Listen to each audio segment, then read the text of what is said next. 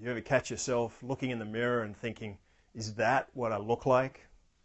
You sometimes go out at night and think you've got yourself looking okay until you see yourself tagged in someone's Facebook photograph the next day and you think, I look like that?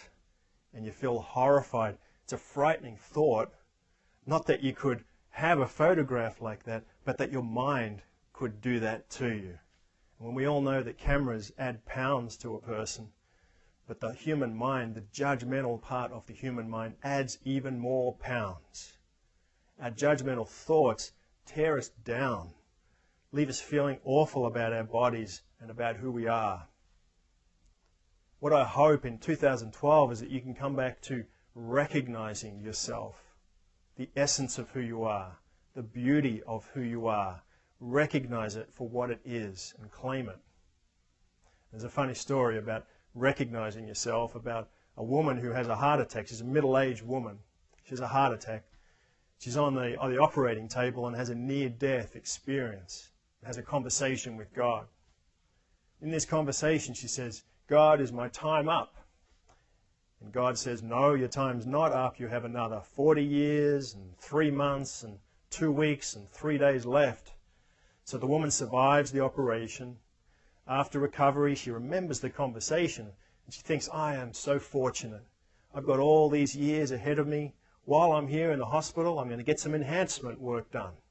So she has her lips done, she has her face done, she has her boobs done, she has all sorts of work done on her body, recovers, leaves the hospital. As she's walking out of the hospital, she's immediately run over and killed by an ambulance. When she goes to meet God, she is in shock and she says, God, what's the deal? You said I had another 40 years left. And God said, yeah, but I didn't even recognize you.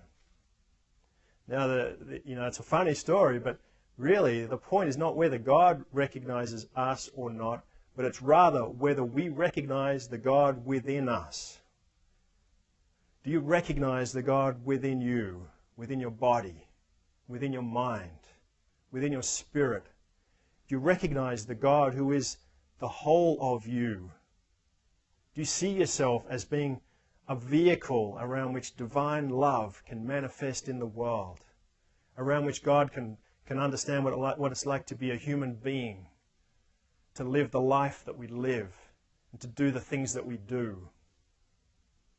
So as you claim your wellness in 2012, learn to recognize yourself again for who you are, at your essence, beyond all those superficial and changing aspects of who you are. Recognize your essence, which is unchanging.